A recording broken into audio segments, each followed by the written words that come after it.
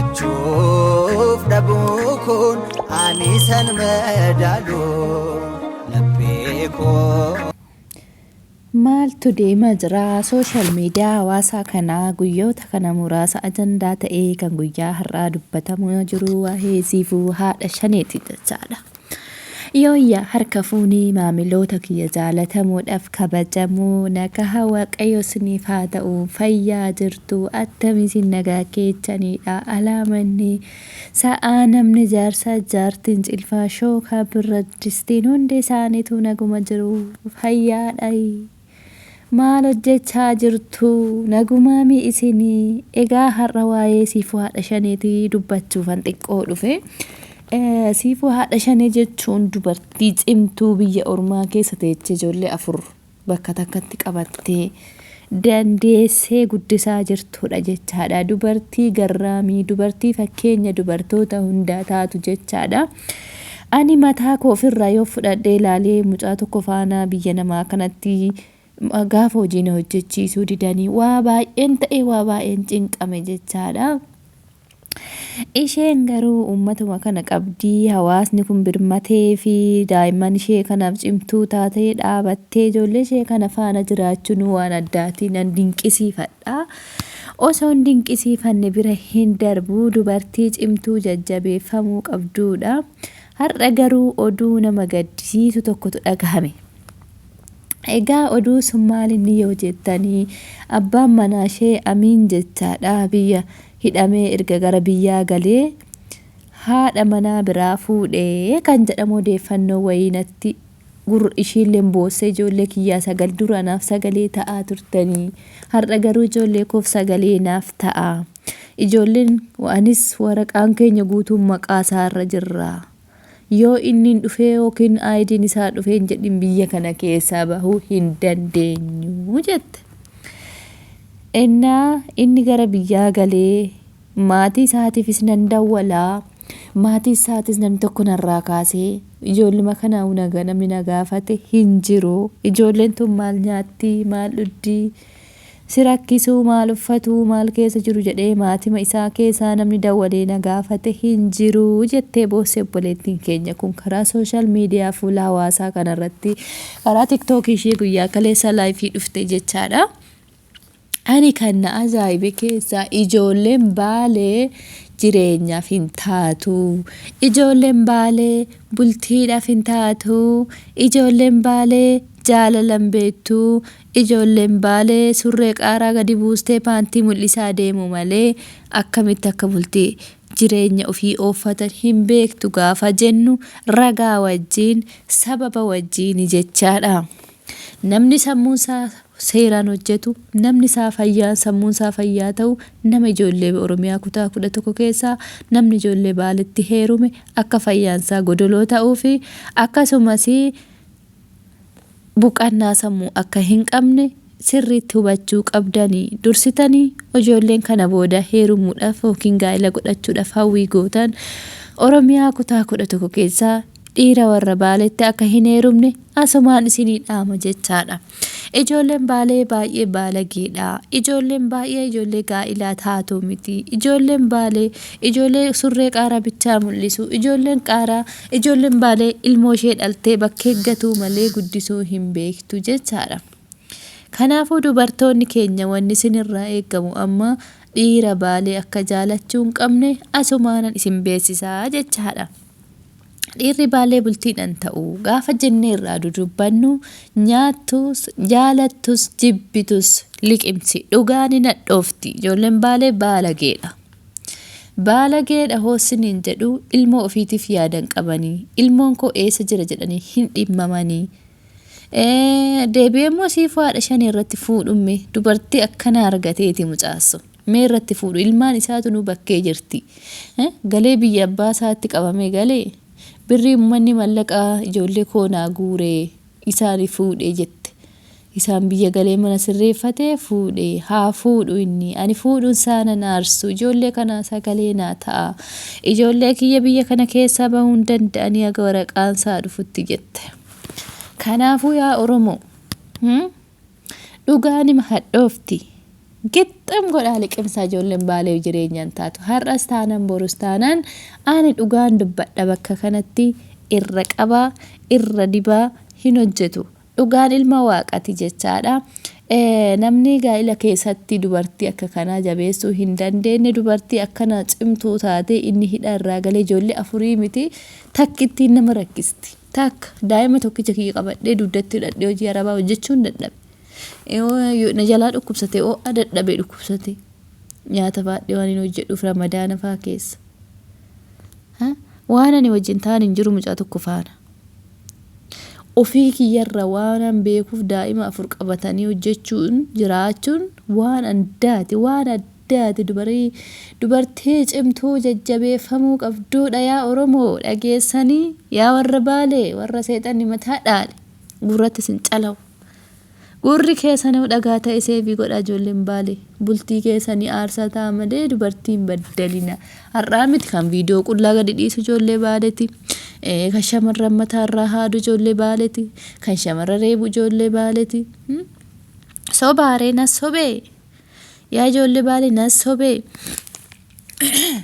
sobee mee soba jedhaa dhugaan hin hadhoofte liqimsi yaa warra baalee kana dura keeriyaa waan godhe kan akkasitti boochisa irratti dhashee biyya Suudarbiyaa keessatti qullaa ishee odoo isa ishiin abbaa manaa kooti jettee amantee itti of gattee bira jirtu odoo ishiin uffata qayyarachaa jirtu viidiyoo ishii waraabee TikTok irra gadhiise.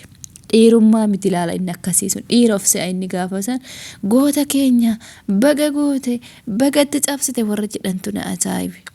Hindi obboleettii qabdanii barisinis. Obboleettii dubartii namni qabu dubartii irratti firdii akkasii kana hin fudhatu. Tarkaanfii akkasii kana hin fudhatu. Akkamitti waan akkasii kana gootamme. Hammuma feete dhiiras taatu humna feete qabaattu humni kee boruu ririmatu nyaata. Dhiirummaa kee boruu ririmatu nyaata.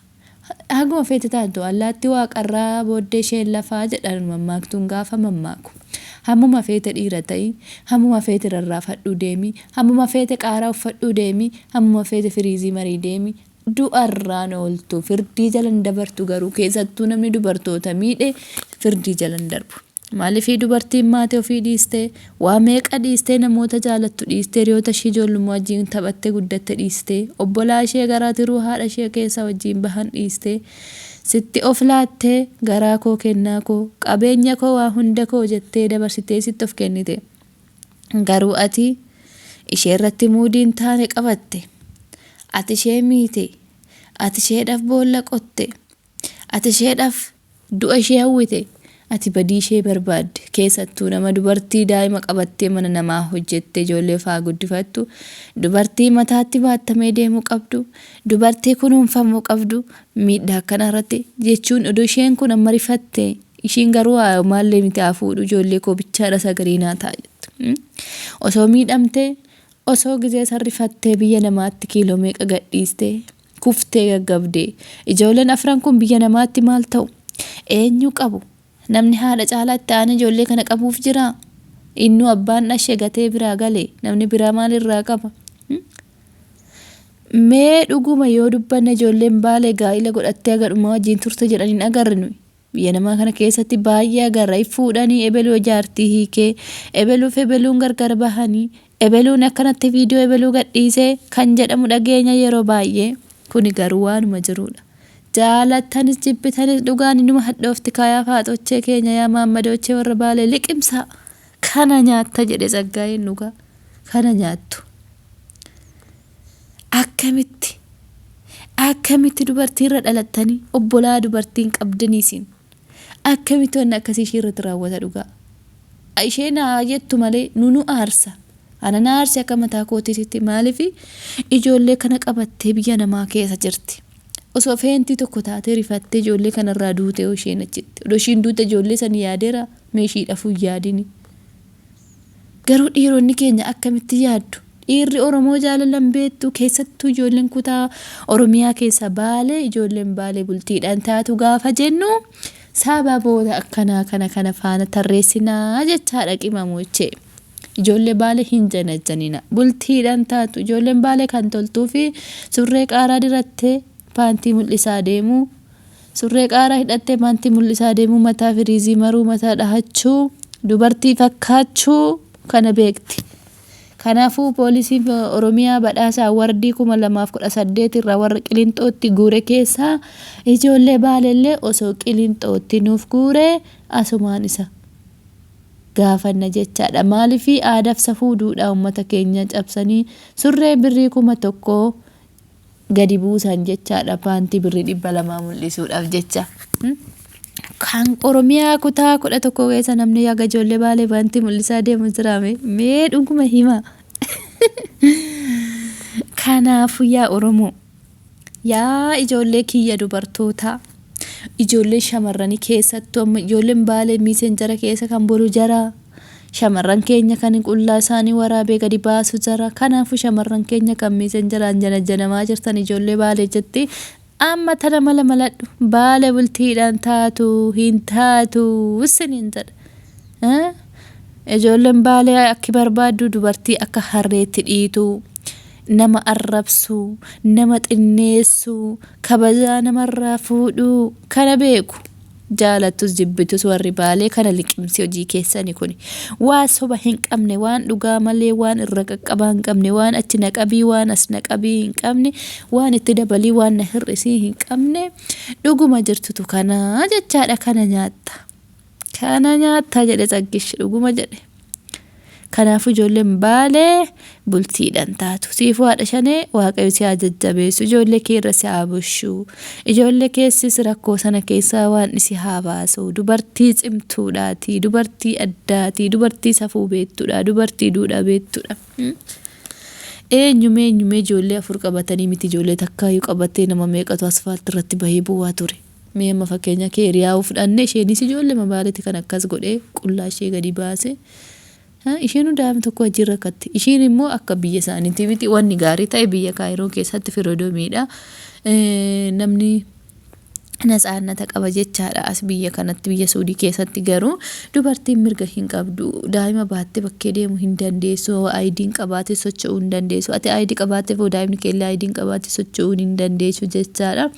Seerri biyya kana baay'ee cima keessattuu ijoolleen keenya shamarran biyya Suudi Arabiyaa keessatti baay'ee tokko dararamanii dhiirri mana keessatti hin qaxaqqatu ijoolleen Baalee kun jechaadha. Viidiyoo waraabuu, sakkiina waraanuu, dubartii jechuudha. Kuni bargoota ofiin jedha sanummoo hin dhaadata. Maali abboo ijoollee Baalee kana? Yoomuma akka dhala namaatti yaadu eegalu. Yoomuma akka ilma dhiira namaatti yaadu eegaltan isin garuu. Yoomuma guyyaan isin jaalala bartan garuu. Yoomuma isin garuu guyyaan dubartii kunuunsu bartan. Guyyichi sun yoomi? Yaaddanii beektu garuu. Ani garuu kana ajaa'ibee na dhiisuu dide. Haga ammaatitti kan na dhiisuu dide kanaadha. Jaalala jechuun maal isiniif? Jaalala jechuun dubartii miidhuudha. Jaalala jechuun dubartii ajjeesuudha. Jaalala jechuun ilmoo dhalchitanii irratti gattanii baduudha. Daa'imman kana ishee erga biyya abbaa ofiitti hafee fuudhu barbaade haala mijjeessee fi maa biyyatti galfachuu dadhabe. Hindee. Abbummaan akkasii bara ilmoo dhashuu qofaa miti. Ilmoo waa baay'ee barbaaddi. Jaalala abbaa barbaaddi. Jaalala haadha barbaaddi. Dhoqqeen uyyuu raammoo dhala malee akka ijoollee Baalee kana dhashanii gatan kana. Abeet. Raguma guutuu qabnaam ijoolleen Baalee bultiidhaan taatu gaafa jennee dubbannu kinoora gaafaan argaa jirtu. Wanna nus argaa jirru, wanna isinis argaa jirtan, wanta nus dhagahaa jirru, wanta isinis dhagahaa jirtan. Kanaafuu shamarran keenya kan Oromoo kutaa kam keessa yoo jirtan dhiira Baaleetti hin heerumina. Dhiirri Baalee akka harreessi dhiitu, akka si qaxaqqaxeessi bushuu, jaarraa meeqaffaa akka jiru beekuu garuu. Akkamitti jaarraa kana keessa taa'ee dubartii reeba dhiirri? Jaarraa kana keessa ta'e akkamitti dubartiin reebbamti? Jaarraa bar 21ffaa jirra. Jaarraa wal qixxummaa, jaarraa walii jechaa wal hubachiisu, jaarraa kabajaa walitti himu, jaarraa jechaa walii galanii mariidhaaf furuu keessa jirra malee akka bara jaarraa 10ffaa keessa dubartii dhiituun, dubartii miidhuun.